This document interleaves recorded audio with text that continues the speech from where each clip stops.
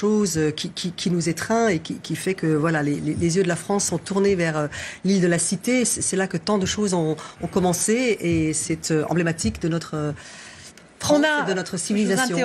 On va prendre des nouvelles de ce qui se passe évidemment dans cette cathédrale Notre-Dame de Paris. Bonsoir Emmanuel Grégoire, vous êtes le premier adjoint à la mairie de Paris. Que se passe-t-il? Expliquez-nous comment cet incendie se propage à l'heure actuelle. Alors écoutez, on est situé juste à côté, donc la maire de Paris s'est rendue sur place. On est en ce moment même sur le parvis. D'abord, la priorité a été de sécuriser les abords immédiats. Il y avait très nombreux touristes, des riverains, etc. parce que le risque d'effondrement de la charpente et de la flèche est important. Désormais, le dispositif est maîtrisé par les policiers et les pompiers qui sont en intervention pour tenter d'éteindre l'incendie. Mais j'imagine que vous avez un retour image. Les images sont dramatiques et spectaculaires. Les flammes sont gigantesques. Il est évident que les dégâts seront colossaux. Voilà, donc la priorité c'est la sécurité et maintenant on passe à la protection de ce magnifique monument auquel on est tous évidemment très attachés et le préfet de police est aux côtés de la maire de Paris.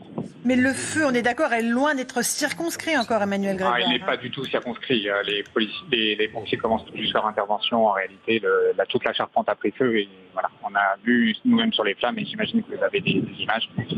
Les dégâts seront évidemment majeurs.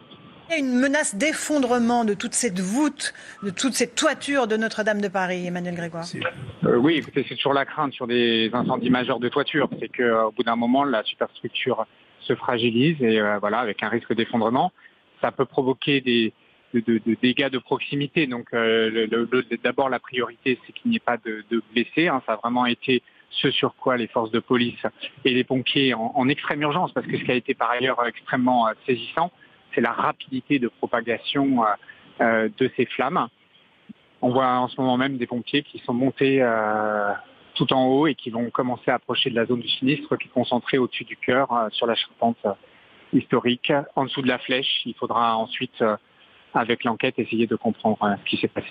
Merci beaucoup de ce témoignage, Emmanuel Grégoire. Évidemment, alors que la cathédrale Notre-Dame de Paris est en flammes, toute la charpente est en train de brûler. Terrible incendie. Les pompiers de Paris, on le sait, sont en train d'intervenir. Ils sont mobilisés en lien étroit avec évidemment la préfecture de police. On va évidemment revoir Anne Hidalgo qui déplore ce terrible incendie. Puis on va essayer d'avoir des images évidemment de cette charpente en train de brûler. Jean Garrigue, c'est un monument, encore une fois, qui dit beaucoup de l'âme de Paris, mais pas seulement. Qui dit de notre nation. Et en ce jour où le président Macron doit refaire nation, c'est quelque chose d'assez symbolique. Oui, bien sûr. Et c'est une histoire, évidemment, qui s'enracine dans une histoire pré-révolutionnaire, une histoire de l'Ancien Régime, de la culture chrétienne de notre pays, de l'une des facettes de notre culture. La culture chrétienne n'étant pas la seule, évidemment.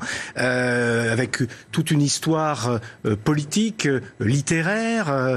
On se souvient de la Libération, on se souvient du Te Deum donné pour la disparition du général de Gaulle. Donc c'est vraiment un lieu qui, je le répète, au-delà même de sa dimension spirituelle, religieuse, dit toute notre histoire, et notre histoire depuis des siècles et des siècles.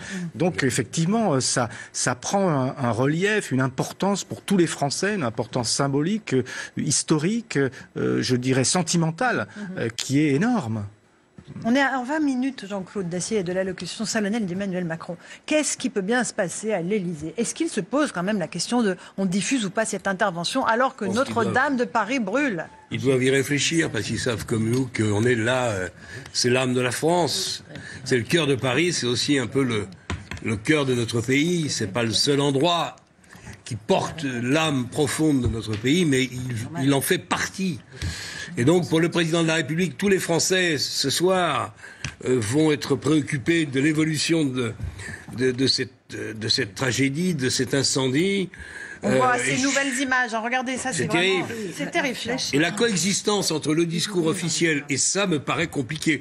À la place, si j'étais conseiller de presse du président, je lui dirais, Monsieur le Président, on peut diffuser demain soir, si on garde les décisions secrètes, que personne ne bavarde dans l'équipe qui a tourné le programme. Je pense que ce serait, il me semble que ce serait une bonne décision de repousser de 24 heures, mais peut-être qu'on est pris par l'émotion, mais je pense qu'il devrait y réfléchir. Il faut rappeler que l'allocution d'Emmanuel Macron a été enregistrée. Dès lors, il y a 3 options. La première qui me semble inenvisageable, c'est de la diffuser. C'est-à-dire, vous n'allez pas diffuser une allocution dans laquelle... Non, mais là, c'est la flèche. C'est toute la flèche. Excusez-moi, un tout petit peu de solennité, parce que vraiment, c'est un moment terrible pour nous autres Français. Bien sûr. C'est la flèche de Notre-Dame qui est en flammes. Souvenez-vous de C'est une image terrible.